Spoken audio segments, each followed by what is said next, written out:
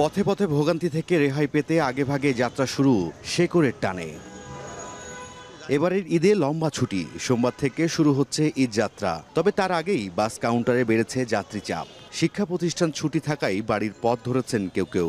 যানজট ভোগান্তি এড়াতে অনেকে গ্রামে পাঠিয়ে দিচ্ছেন স্ত্রী সন্তানদের। কয়েকদিন পর হয়তো দেখা যাচ্ছে যে রাস্তায় জাম বেশি পড়বে, ছোট বাচ্চা কাচ্চা নিয়ে যাওয়ার সমস্যা হবে, এই জন্য ফ্যামিলিগুলো আগে পাঠিয়ে দিচ্ছে। লম্বা ছুটি হওয়ার কারণে অনেক দিন থেকে লোকজন যাতায়াত করতেছে, তো ওইভাবে এখনো পরিপূর্ণভাবে ঈদের যে একটা যাত্রা এখনো শুরু হয় না ওইভাবে। ঘরমুখো মানুষের যাত্রা স্বস্তি হওয়ার প্রত্যাশা থাকলেও চন্দ্রা বাইপাইল মহাসড়কে উন্নয়ন কাজ অব্যবস্থাপনা ভোগান্তির কারণ হতে পারে বলে আশঙ্কা করা হচ্ছে।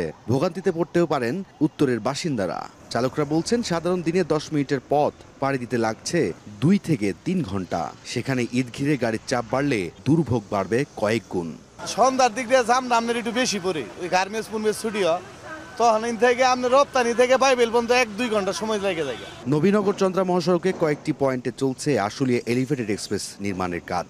ইট বালু সহ নানা নির্মাণ সামগ্রী সড়কে রাখা। হাইওয়ে পুলিশ বলছে নবীনগর চন্দ্রা ও আব্দুল্লাপুর বাইপাইল মহাসড়কের 11টি পয়েন্টে ভোগান্তির শঙ্কা রয়েছে।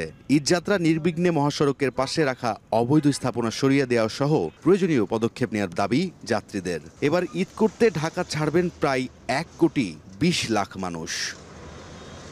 রায়দুল ইসলাম শুভ, সময় সংবাদ, ঢাকা।